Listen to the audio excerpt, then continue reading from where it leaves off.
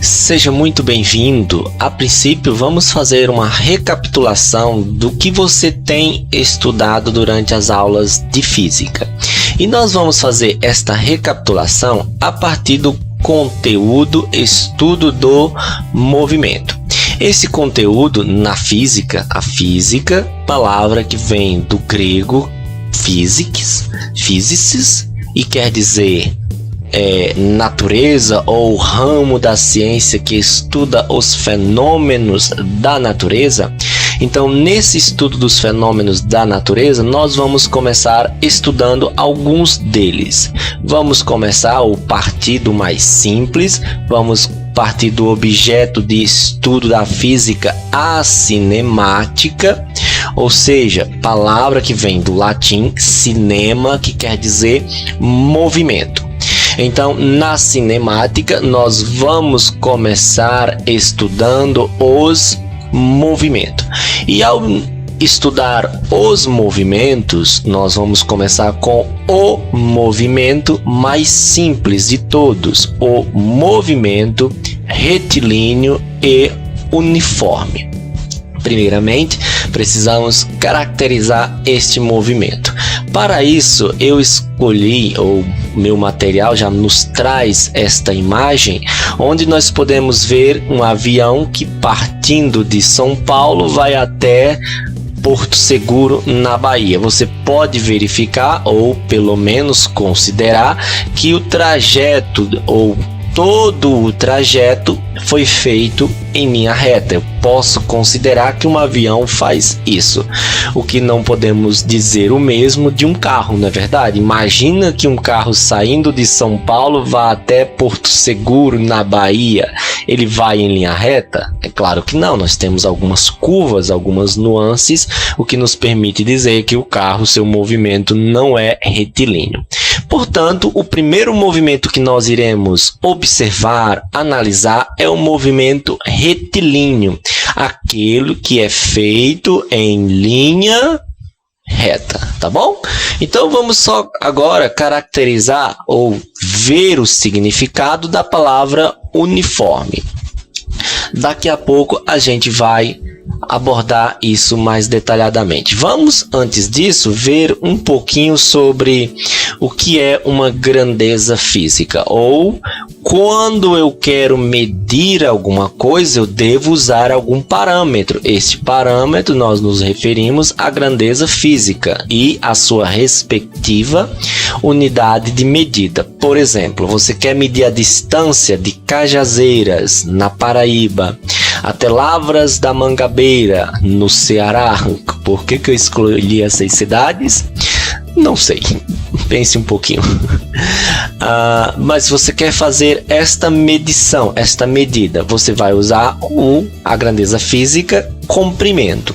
E você pode fazê-lo, medir a distância de Cajazeiras até Lavras em quilômetro? Sim, eu posso fazer isso em quilômetro, veremos daqui a pouco. E posso fazê-lo também em metro. Por isso, eu posso dizer que a minha grandeza física, neste caso o comprimento, eu posso medi-lo em quilômetro, ou como determina o SI, o Sistema Internacional de Unidade de Medida, que o comprimento deve ser medido em metro, tá certo? Então aqui eu tenho, se eu fizer uma medida, por exemplo, a distância entre um ponto X qualquer e outro, e encontrar 400, então 400 é o meu valor numérico, é a quantificação. E aqui eu coloco a unidade de medida na qual eu fiz esta medição. Eu medi o comprimento em metro. Vejamos o próximo. Se eu posso fazer uma medição também do tempo, eu posso medir o tempo em milênios, em séculos, em anos, meses, dia, semana, dia, hora, ou eu posso medir também o tempo em segundo. Então, uma grandeza física, o tempo, digamos que desde que começou esta videoaula, eu posso dizer que se passaram 200 segundos. Então, 200 é o meu valor numérico. Como que eu obtive esse valor numérico? Eu usei uma unidade de medida, eu usei o segundo. Então, esta é a grandeza física chamada de tempo. Então, basicamente, é isso que nós entendemos por grandeza física, algo que você escolheu para fazer uma medição, tá bom? Então, podemos ter o comprimento, o tempo, a massa e aqui seus respectivos símbolos, tá bom? Então, vejamos só. Para que nós façamos uma caracterização do movimento, nós vamos dizer que um corpo está em movimento ou este está em repouso a partir do momento que eu defino o seu referencial. Então, o que é um referencial? Referencial é aquilo que eu tomo como base para fazer uma análise, uma comparação, tá certo? É meu ponto de referência. Eu vou ali na loja, compro um objeto, peço para fazer a entrega, a atendente anota todos os meus dados, o meu endereço e me diz: dê-me um ponto de referência. Eu moro próximo da rua Marechal Deodoro, um exemplo, tá bom? Dei o nome da rua que você mora aí que você mora. Portanto, referencial é aquilo que eu tomo como base para fazer uma análise ou uma comparação e classificar se o corpo está em repouso ou se está em movimento. Um corpo estará ou só estará em repouso quando a distância entre este e o seu referencial não muda. Por exemplo, você... ou simplesmente eu escolho a minha mesa e o meu livro. Eu digo, o livro em relação... Faz de conta que a gente está na sala de aula. O livro em relação ao quadro que você está escrevendo. Está em repouso ou em movimento? Aí você dirá, ele está em repouso, porque a distância entre o livro e o seu referencial não mudou. Não se alterou. Agora pegamos o mesmo exemplo. Pegamos agora o livro que está em cima da sua carteira ou da sua mesa. Esse livro em relação a uma estrela, o Sol, por exemplo. Está em repouso ou em movimento? Aí você dirá, ele está em movimento. Por quê? Porque a distância entre o seu livro e o Sol está variando. Perceba que no mesmo exemplo ele pôde estar em repouso quando eu disse que o referencial era o quadro e ele está em movimento quando o meu referencial é um objeto cuja distância está variando, certo? Então, o conceito de repouso e movimento, ele é relativo, pois depende sempre do referencial, tá bom?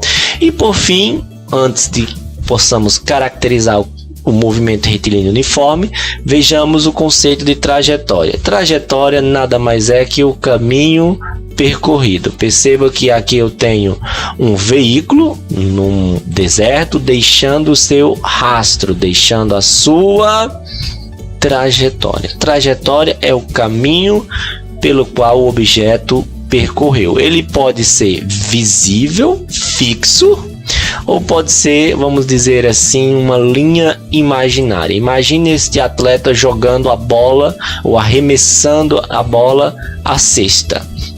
Então, a bola vai descrever uma trajetória, vai percorrer um caminho. Esse caminho por onde a bola percorreu é o que nós chamamos de trajetória. E nesse caso, ela é imaginável, né?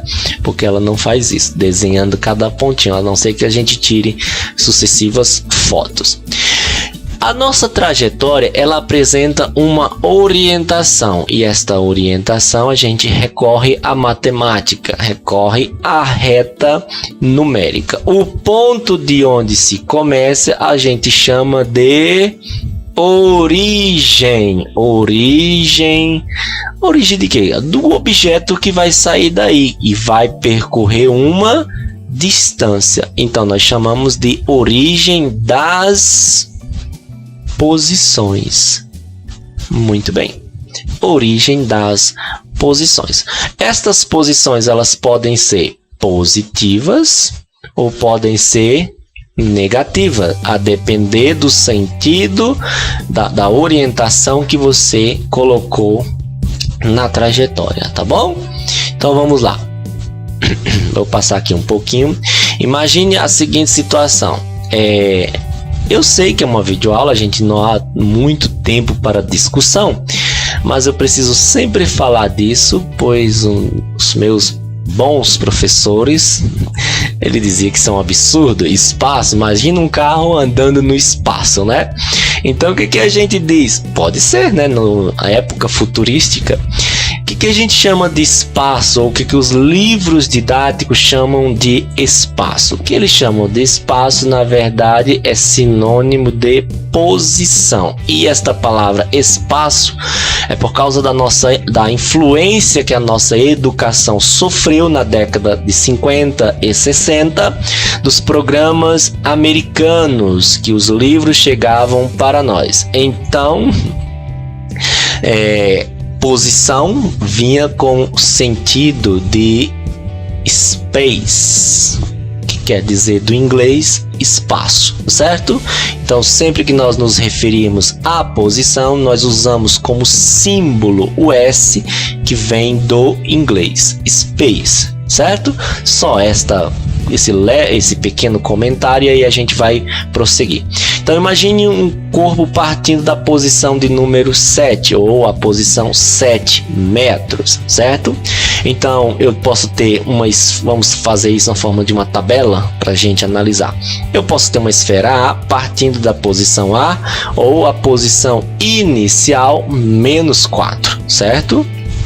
Posso ter uma outra esfera B partindo de uma posição inicial menos 1, ok? E assim sucessivamente. De onde o objeto partiu, ali nós temos a nossa posição inicial, tá certo?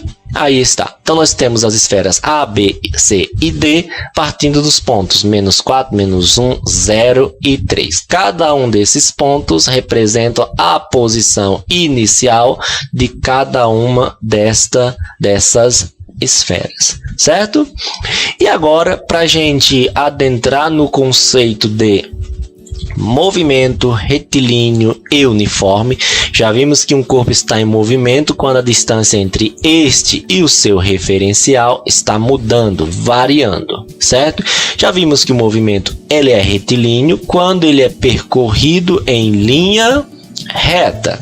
E agora vamos analisar o que é um movimento retilíneo e uniforme. A palavra uniforme se refere a velocidade. Então, um corpo está em movimento uniforme quando a sua velocidade ela é constante, não muda. E eu escolhi como exemplo para a gente tratar disso uma pessoa que, saindo da cidade de Cajazeiras, vai até a cidade de Lavras da Mangabeira. Peguei essa imagem no Google Maps. Ela vai me dar a distância entre Cajazeiras e Lavras da Mangabeira e o tempo estimado de viagem. E aí eu pergunto, para que saindo de Cajazeiras um corpo chegue a Lavras da Mangabeira num tempo de 48 minutos, aproximadamente ou quase uma hora, qual deve ser a velocidade média percorrida por este veículo? Então a gente vai fazer o seguinte: nós vamos partir da ideia ou do conceito de velocidade média. Nós vamos dizer que velocidade média é a taxa de variação da distância percorrida pelo intervalo de tempo. Qual é a distância percorrida Vamos escrever aqui, velocidade média. Qual é a distância percorrida, ΔS, entre Cajazeiras, na Paraíba, e Lavras da Mangabeira, no Ceará? Então, você vai lá no Google Maps ou mede no velocímetro do carro e vê lá, a distância percorrida é de aproximadamente 54 quilômetros, 53,8, eu vou colocar aqui 54. 54 o quê? Quilômetro. Bom, eu sei que você sabe que os nossos carros, motos, medem a velocidade em quilômetros por hora. O que significa dizer que na minha equação, você está acostumado com esta palavra, equação? Não, professor, estou acostumado com fórmula. Isso não é uma fórmula, isso é uma equação.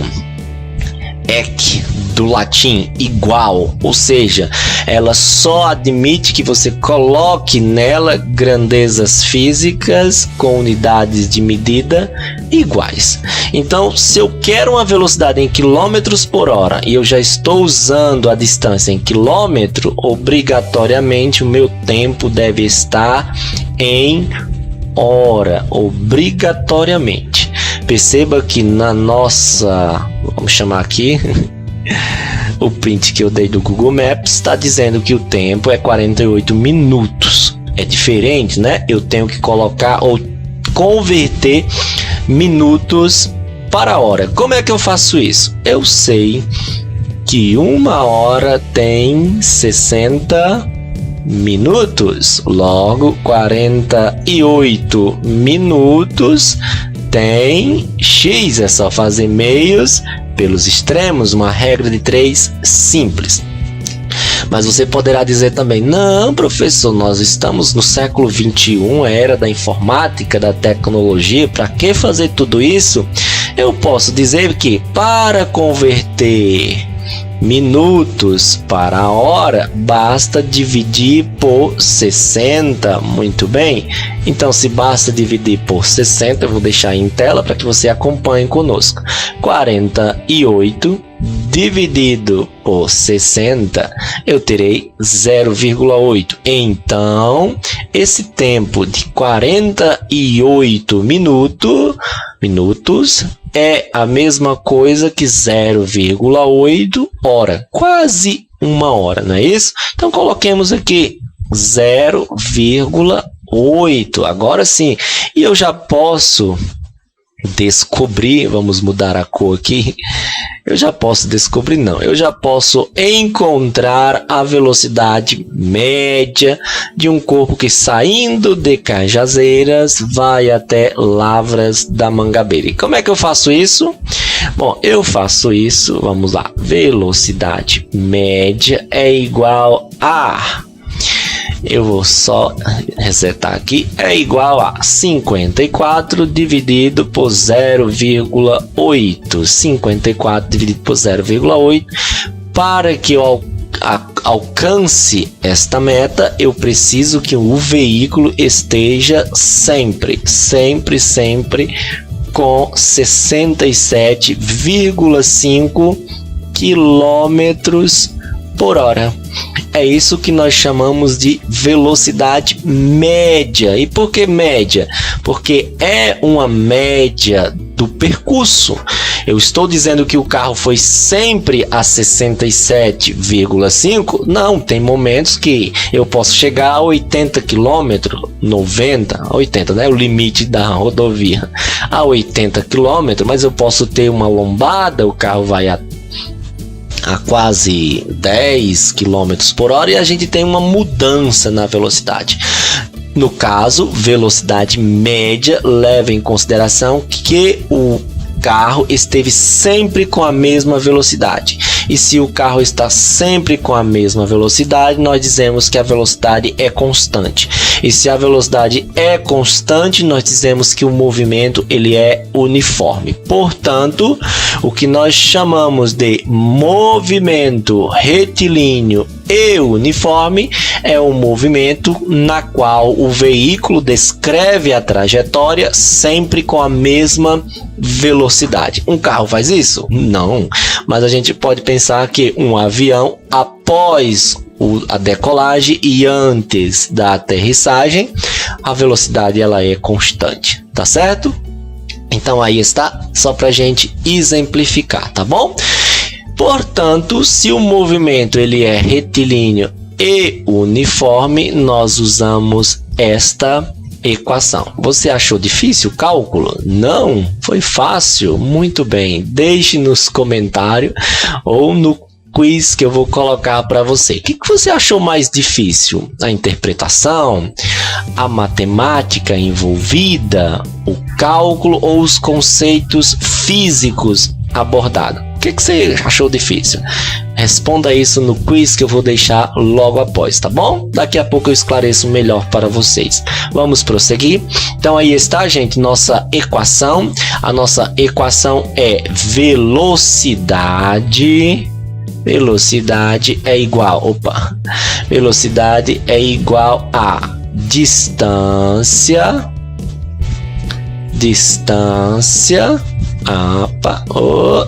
por unidade de tempo. Aí está o nosso conceito de velocidade. O que é velocidade? Velocidade é a taxa de variação da distância por unidade de tempo.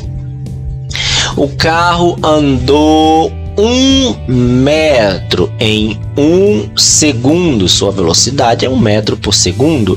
O carro andou 10 metros em 10 segundos. Sua velocidade é 1 metro por segundo, porque velocidade é a taxa de variação da distância por unidade de tempo. Ou seja, se o carro diz 10 metros por segundo a cada 10 segundos, significa que ele andou 1 metro por segundo. 1 metro a cada segundo. Tá certo? Então, eis aqui a nossa equação e provavelmente você esteja acostumado a chamar de fórmula. Eu vou chamar sempre de equação, tá bom? Isso nos ajuda a compreender por que nós não podemos colocar unidade de medida diferente nela. Vamos prosseguir. Bom, depois desta equação eu posso dizer, como eu já falei, as posições aumentam, velocidade é maior que zero. Se as posições diminuem, velocidade é menor que zero. Se as posições não aumentam nem diminuem, o carro está parado, não é isso? Velocidade é igual a zero. Então, eis aí a nossa equação. E na nossa equação, veja que eu trabalhei com você o conceito de velocidade em quilômetro por hora. Mas o SI, o Sistema Internacional de Unidades de Medida, ele vai nos mostrar que existem outras formas. Aliás, nós temos outras formas de medir velocidade, mas o SI vai determinar que a velocidade deve ser medida sempre em metros por segundo. Por isso, quando eu quero converter quilômetros por hora em metros por segundo, eu faço uma divisão por um número, 3,6. Poderia ser 3,5? Poderia ser 4? Não, é sempre 3,6. Mas por que 3,6? Vamos analisar aqui a nossa simbologia. Eu tenho quilômetro por hora. Posso converter para, vamos colocar aqui, converter para metros por segundo. Deixa eu colocar um espaçozinho, porque aí eu vou escrever, colocando metro por segundo. Então vamos lá. Só um momento. Só um momento. Então, eu posso colocar aqui 1 hora. Opa, 1 hora. Estou indo para a resposta. 1 quilômetro tem. Aí eu acho que você deve saber que 1 quilômetro tem 1000 metros, não é verdade? 1 quilômetro tem 1000 metros. E 1 hora tem... agora já pegou um pouquinho, né? Eu sei que 1 minuto tem 60 segundos. E sei que 60 minutos tem 1 hora. Pronto, então 1 hora tem 60 minutos. E 1 minuto tem 60 segundos. Portanto, 1 hora tem 1 hora em segundo tem 60 vezes 60.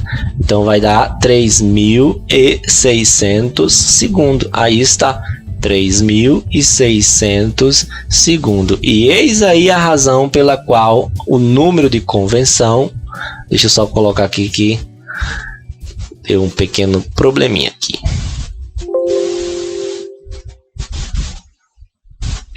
Manter. Vamos lá. Só mais um pouquinho. Aqui. Então, ok.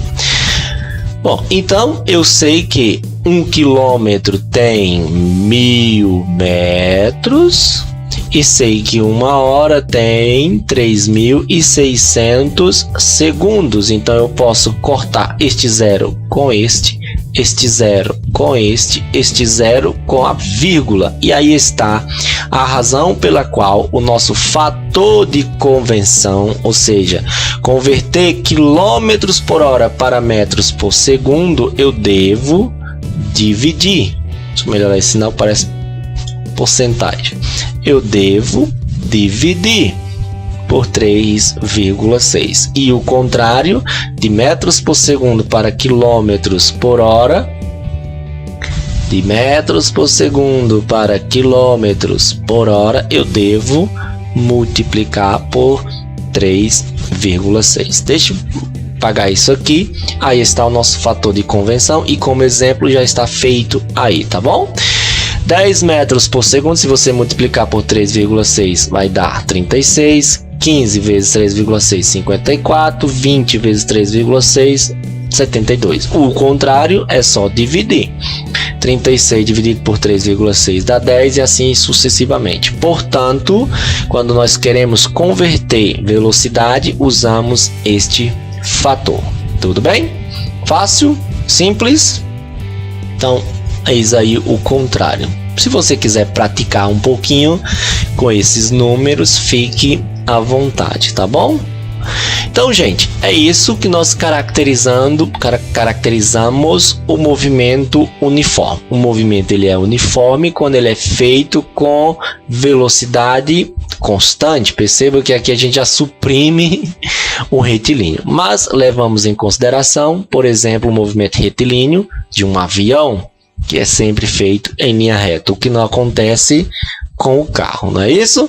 Agora vejamos característica desse movimento. Nós já usamos esta equação e eu posso deduzi-la para encontrar a função horária das posições e com ela achar qualquer posição em função do tempo. Como? Antes que façamos um exemplo, deixe-me decompor aqui. Eu posso ter o seguinte: velocidade média. O que é ΔS? É a posição final menos a posição inicial. E o ΔT é o tempo final menos o tempo inicial. Quando eu solto o cronômetro, o tempo inicial parte de zero, não é isso? Sim, portanto, T menos zero dá T. Fazendo meios pelos extremos, eu tenho S menos SO igual a VT. Logo, S, eu passo esta parte para o segundo membro e ele troca de posição. Então, fica S mais VT. Aí está a nossa função horária das posições do movimento uniforme. Ok? Muito bem. Vamos só praticar um pouquinho com uma equação, com uma questão, desculpa. Então, aí está. A imprensa pernambucana, em reportagens sobre os riscos que correm os adeptos da direção perigosa, Deixa eu só ir apontando. Observou que uma pessoa leva 4 segundos para completar uma ligação de um telefone celular ou colocar um CD no aparelho de som do seu carro. Qual a distância percorrida por um carro que se desloca a 72 km por hora durante esse intervalo de tempo no qual o motorista não deu a devida atenção ao trânsito? Então, vamos resolver a partir da nossa equação, ou da velocidade média ou da função horária das posições, tanto faz.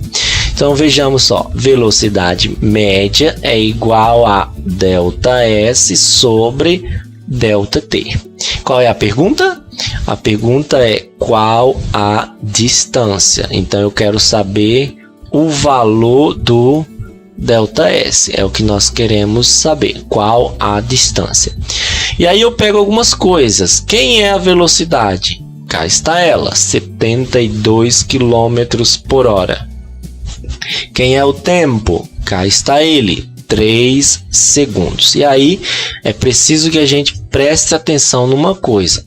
Esta velocidade está em quilômetros por hora.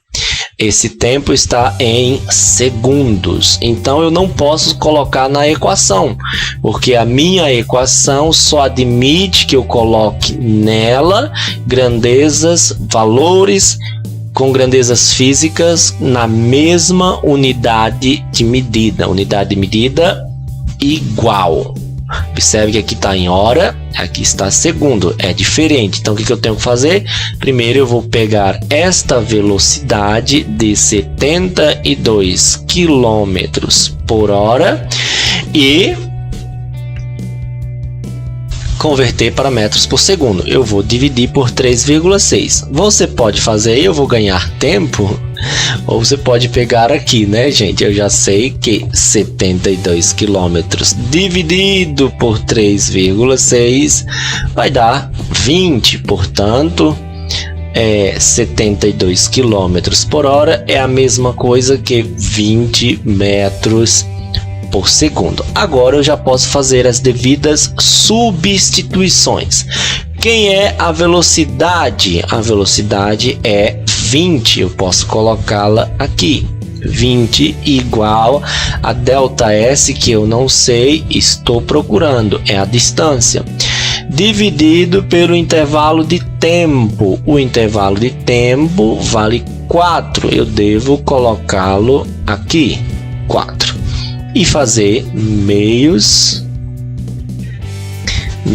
pelos extremos, e direi que ΔS é igual a 4 vezes 20, ΔS é igual a 80 metros. Nossa resposta correta é a letra C. Fácil? Difícil? E aí está a equação que eu acabei deduzindo. Vou tentar ganhar tempo agora para que a videoaula não fique tão longa, tão exaustiva. Vamos deixá-la mais curta possível. Então, nós já fizemos esta dedução, já demonstrei para você a função horária das posições. Algumas pessoas usam o bizu dizendo sorvete, devido à sua semelhança. So mais VT, sorvete, né? Esta é a função horária das posições do movimento uniforme, tá bom? Imagine a seguinte situação, uma pessoa correndo com velocidade constante. Então ele parte com 5 metros por segundo da posição 20 metros. Logo, eu posso obter a minha função horária. A posição inicial de onde ele partiu, 20. E a velocidade, 5. Agora eu posso ir colocando os tempos e obter qualquer que seja a posição com o passar do tempo. Por exemplo, em 5 segundos, 5 vezes 5 dá 25, mais a posição inicial, que vai dar 45. 25 mais 20, 45. Ou, em 15 segundos, 5 vezes 15 mais 20, 95, e assim sucessivamente, tá certo? Se um corpo se desloca no mesmo sentido que as posições, então que a origem das posições, então nós dizemos que a velocidade ela é maior que zero e classificamos o movimento como progressivo, porque ele sofre um progresso, porque há um aumento das posições. Mas se de repente o corpo está voltando, então nós classificamos a velocidade como negativa e dizemos que o movimento ele é retrógrado, ou seja, há um retrocesso, o corpo está retrocedendo. Por isso, se o carro está voltando, movimento retrógrado; se o carro está indo, movimento progressivo. Não confunda indo ou voltando com marcha ré ou marcha ou a primeira, não tem nada a ver. Isso tem a ver tão somente com a origem das posições. As posições aumentam, movimento progressivo. As posições diminuem, movimento retrógrado, ok? Aí está. Você pode pausar o vídeo se quiser. Estou colocando uma situação na qual a velocidade ela é negativa. Então vejamos só, com o passar do tempo nós teremos o corpo na posição menor ou com um valor numérico menor do que aqui ele estava. Posição final 50, posição inicial menos 50. Numa reta numérica, não se esqueça que você tem aqui a origem 0, mais 50 está para lá, menos 50 está para cá, ok? Muito bem. Um abraço a todos, ver-nos-emos na próxima aula. Até lá!